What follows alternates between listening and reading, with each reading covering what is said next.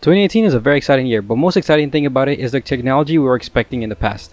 This includes more advancement in tech such as microchips, more efficient devices, but most importantly, cleaner vehicles. Back in summer 2014, Tesla had announced that they had released all their patents in order to be open source, meaning that vehicle manufacturers or just about anyone could create their own electric car. This during the time was fascinating, not only because it's a big deal from a massive company, but this could create a positive chain reaction into different possibilities in technology. As one example of how this is going to be an extremely positive impact is by the Chinese getting a hold of these patents, and they will massively produce these clean vehicles, making them cheaper not only to Chinese customers, but also making it cheaper for everybody else in the world. Of course, the brands and the quality may not be the same as the one that Tesla produces, but it will be a great start that will lead to an extreme reduction in greenhouse gas emissions, will push toward the advancement of more efficient motors and technology to get the best performance out of the cars.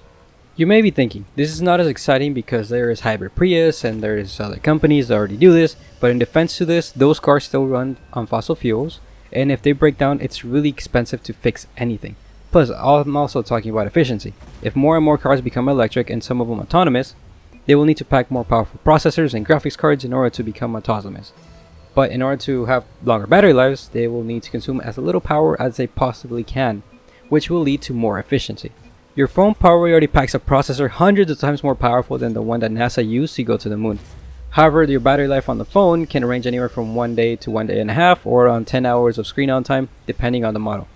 If more manufacturers get together and make everything more efficient for the cars, they will also implement that technology into other devices. For example, if Nvidia made a GPU for an autonomous car, but the car has to meet a certain standard of efficiency, they will implement a similar architecture on the next generation graphics for the mobile and desktop devices. But also, to continue with the old news, a Chinese company, Nio, already made a concept electric SUV, the Nio ES8, that compared to the Tesla Model X, which can start at a pretty steep price of $128,000 in China, the Nio will be $68,000. Even just by this comparison, it is imminent that electric cars are going to get only cheaper over time. But this is all thanks to the company that decided to make their patents open source.